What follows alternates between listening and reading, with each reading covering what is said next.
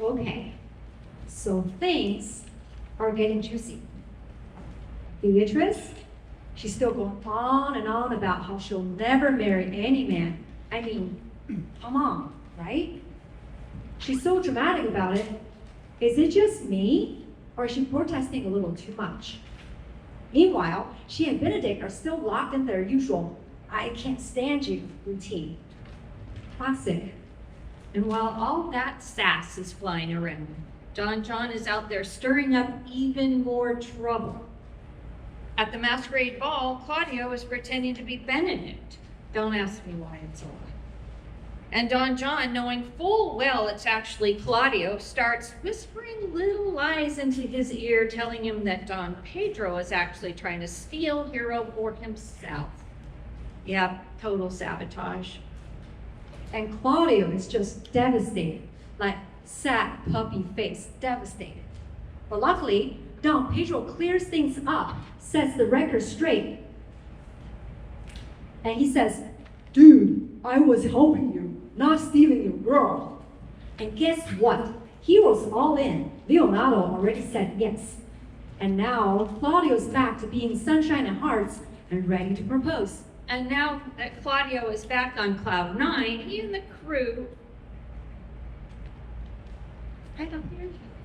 He and the crew get a new idea. Let's trick Benedict into falling for Beatrice. Because obviously nothing says friendship like a little romantic manipulation, right? Right. So here comes in trick number 2. Don Pedro, Leonardo, Claudio, and Hero all participate, staging these fake combos where Benedict and Beatrice just so happen to overhear people saying the other is secretly in love with them. Totally fake, totally genius. And Benedict, yeah, he completely falls for it.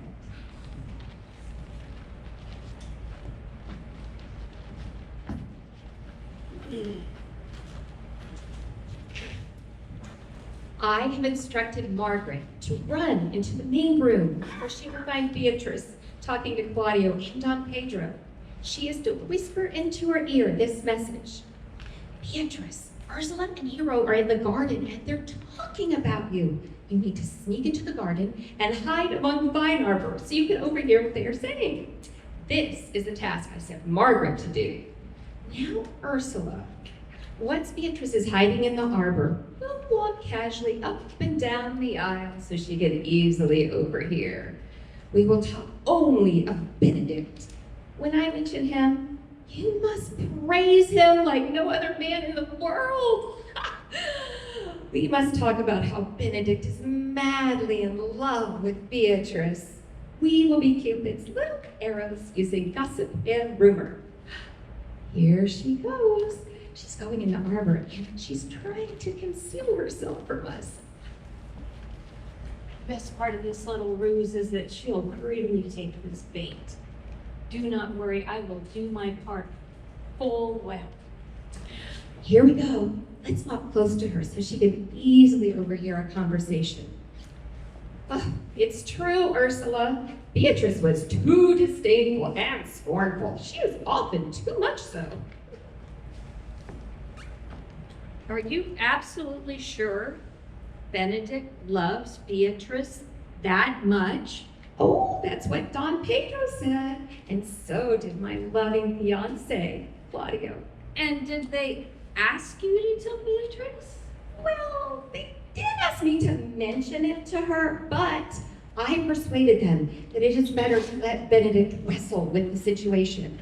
If they were really fond of them, and never say anything to Beatrice.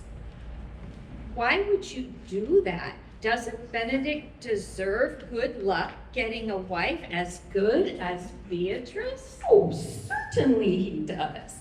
But Beatrice's heart is prouder than any woman I know. She values her own wit above anyone else's, and she's not capable of loving anyone else, and has no idea what love truly is. You are right. It would not be good for her to know of his love for her because she would have made fun of it and teased Benedict. Oh, it's true.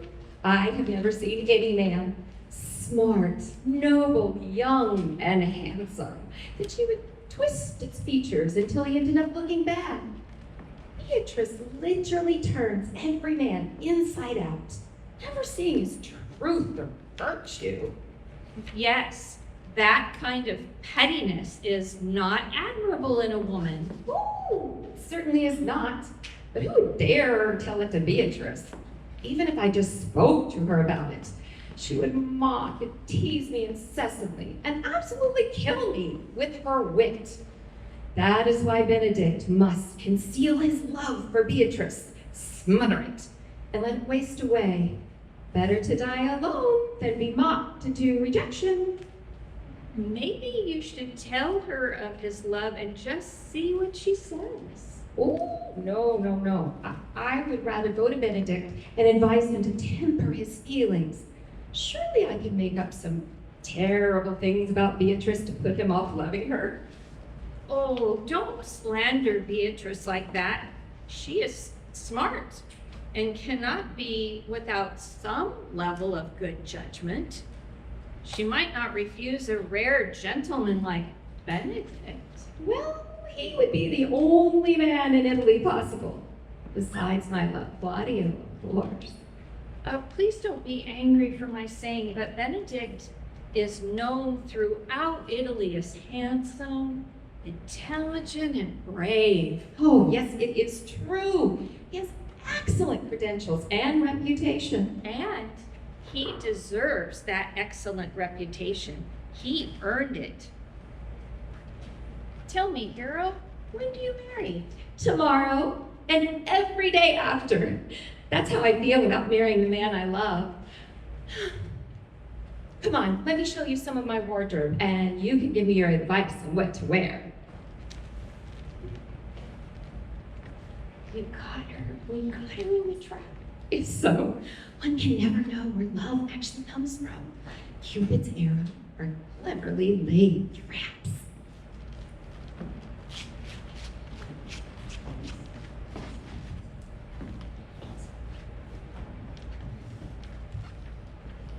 My ears are burning. Can all this be true? I am criticized for my pride and scorn. Oh, goodbye, contempt and self-made pride, because there is no glory there. Benedict, keep loving me, and I will return your love by taming my heart. I will be kind to you from this moment, and if you really do love me, then you will ask me to marry. They say that you deserve my love, and I believe it too, and not just because they have said it.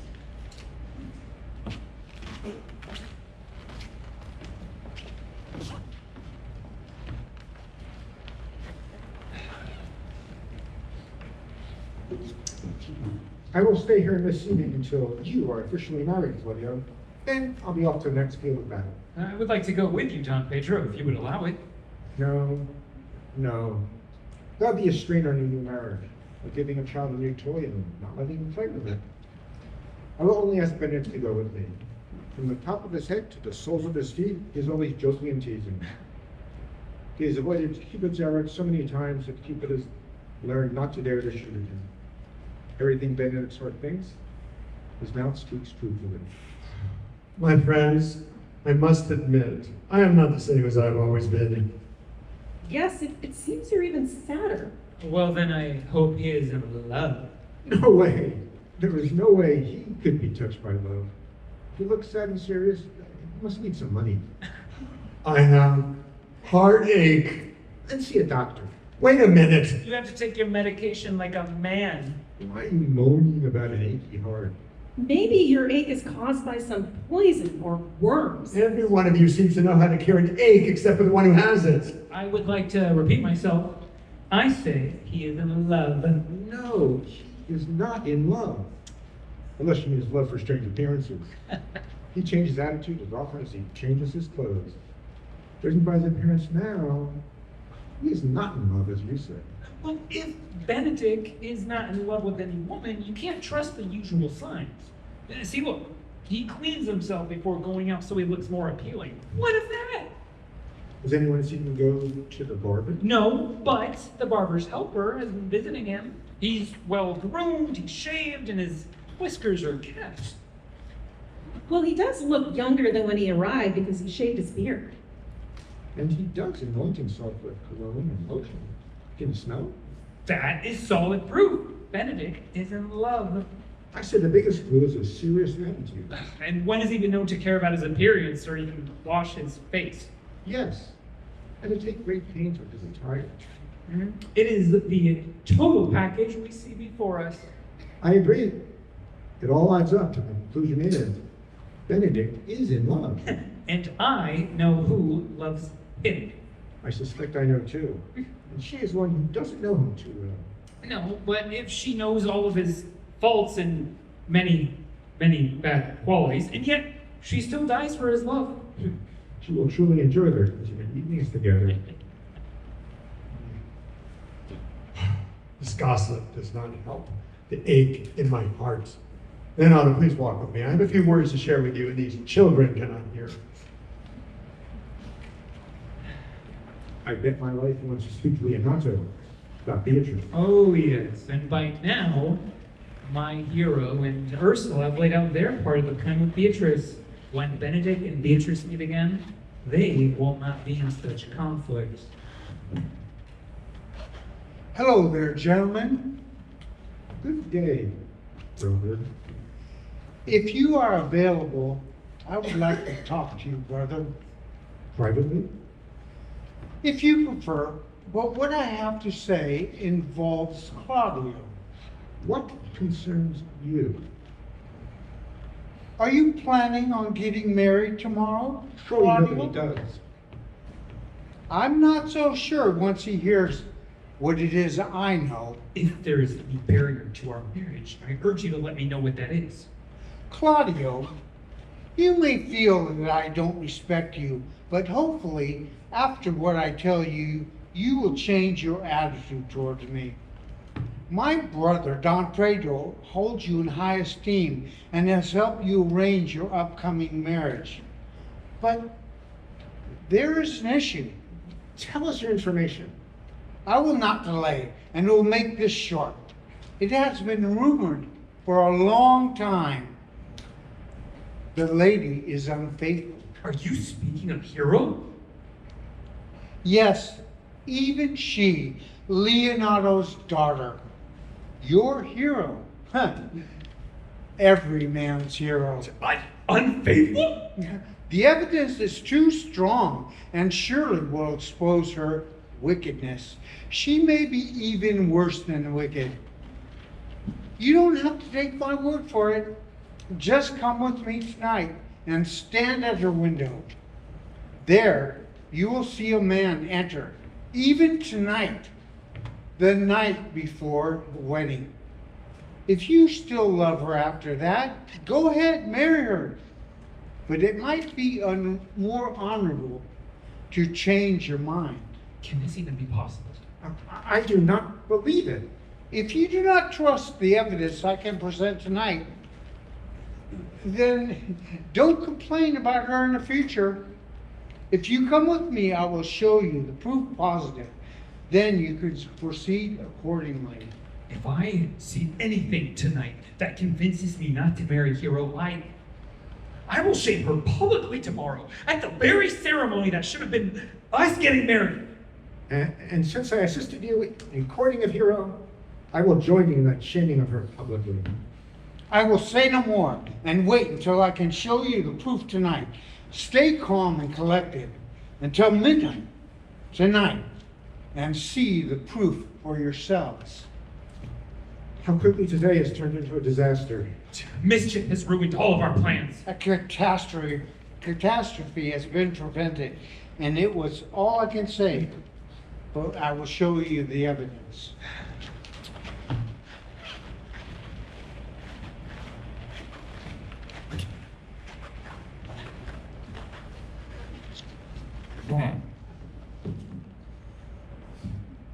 As instructed, must hide, be vigilant, for any criminals afoot. Anyone here? Be quiet. Don't move. Anyone here? If so, answer me.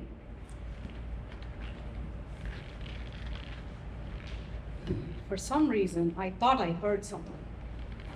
It's starting to drizzle rain, so I will stand here under the overhang and I will, like a true drunk, tell you the whole story. I think there's something interesting happening here. I must listen carefully. Okay, Don John has paid me 1,000 gold coins. What crime would be worth 1,000 coins, you might ask? You should ask, could any criminal be so rich? If rich bad guys need poor bad guys, the poor ones can name the price for their efforts. About this, I am sure. You know, how a man dresses means nothing. What I mean is, how a man dresses tells nothing about his true character. Don't you see what a true villain, deformed villain fashion is? Yes, I know that name. I know that man. I know Deformed. He has been committing crimes around here for the past 7 years while he presents himself as a gentleman. I remember his name well. What was that? Did you hear something? No, it was probably just the weather vane on the top of the house squeaking. Like I said, fashion is a deformed criminal. It makes young men feel hot-blooded and feverishly seek better appearances. Sometimes he makes them dress like soldiers, sometimes like a pious clergyman, and sometimes like muscle-bound athletes. I may not be making sense to you. Why do I stray from the story by talking about fashion? Okay, let me make myself clear. Tonight, I romanced and seduced Margaret, Hero's servant woman. I called her Hero the whole time. She leaned out of Hero's bedroom window, telling me good night 1,000 times. Wait, let me backtrack some. Don John, my boss, arranged for Don Pedro and Claudio and himself to witness this very same encounter of mine with Margaret while hiding out in the orchard close by. And so they thought Margaret was Hero. Don Pedro and Claudio did, but Don John, my boss, knew it was actually Margaret pretending to be Hero. He set up the whole ruse. Don John and told Don Pedro and Claudio he knew of Hero's infidelity that caused them to suspect Hero in the beginning. The darkness helped conceal our true identities, but my acting and excellent performance as the lover fully confirmed what Don John had told them earlier. Claudio stormed away enraged. He swore he would confront Hero at the wedding altar in front of all the guests. This will shame her and send her home without a husband. Stop! In the name of Don Pedro, I have recovered the most dangerous villain ever known in our kingdom, and the criminal Deformed is one of them. I know him. Officer, please wait. You will be required to bring Deformed into the police. Officer, please, there must be some mistake. Quiet! I will pay you to go with me to the station. I am a very valuable arrest for this constable. Okay, I will come with you.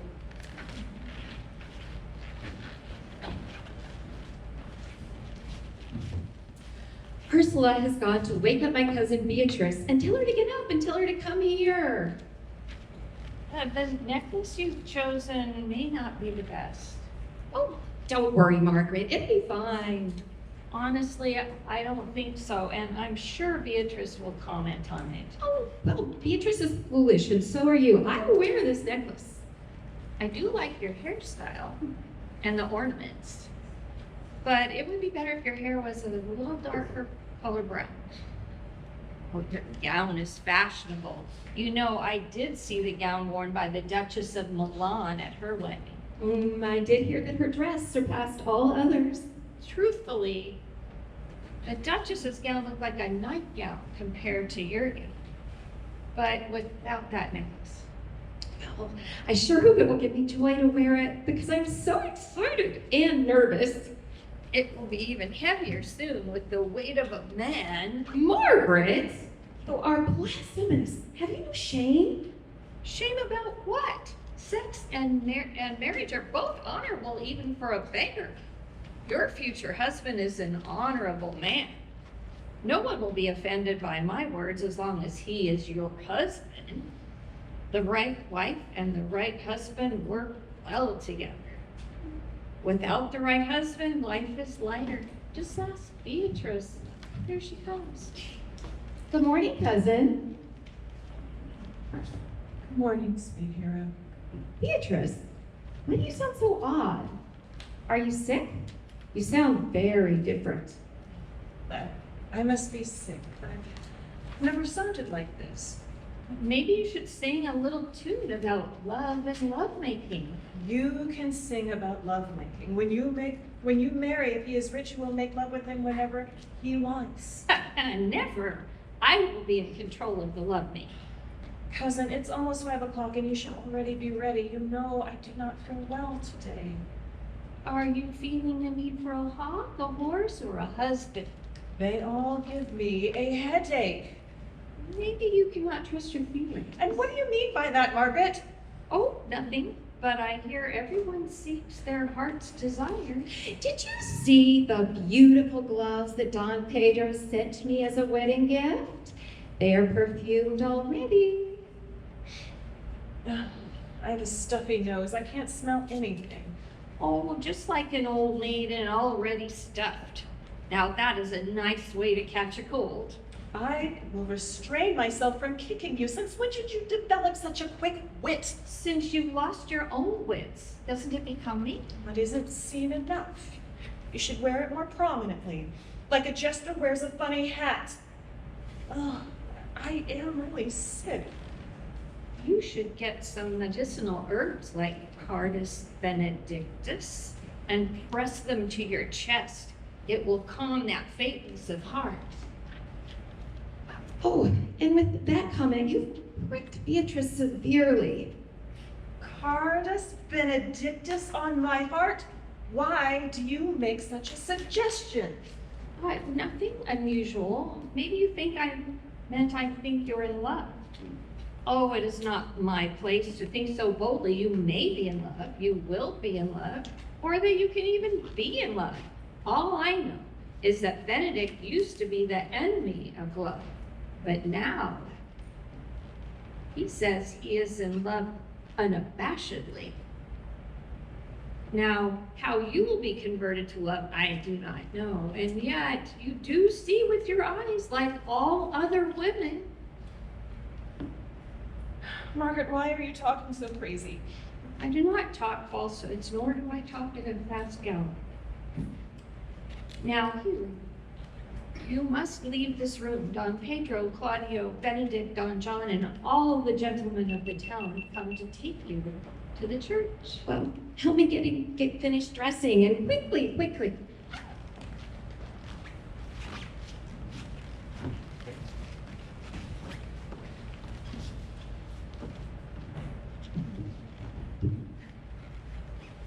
What do you want from me? I want to discuss some information that discerns you directly. Well, get on with it then. Can't you see I'm very busy? Yes, I can see that. What is this information that is so important? I tend to wander in my speech. My wits are not as blunt as one would hope, but I am an honest man. You are trying my patience. Yes, I will. I'm Don Pedro's constable, and if I were as tedious as a king, I would give you all my riches. Is that so? All your riches? Truly, for I hear all over the city you are exclaimed, and it makes me happy to hear those descriptions. Please get to the point. What information do you have? Yeah, I am a man who's always chattering away, but all men are not created equally. Yes, I agree. Some are not as talkative as you are. Glad to hear from you, sir. Okay, I've got to get back to the festivities. Just one thing, please. As you know, I comprehended an auspicious person. I would like you to cross-examine him now. Well, cross-examine them yourself and let me know what you learn. I'm sure you can see how busy I am right now. Okay, that is sufficient. You can have some festival wine before you leave if you desire. They're all waiting for me to present my daughter to her husband in marriage. Okay, I will now go to examination this man, and I must do it very wisely. I will not fail, and I will drive him to a non-com. Now, I will go get the educated writer to record our excommunication, and I will meet them both at the jail. Well, after a 10-minute intermission.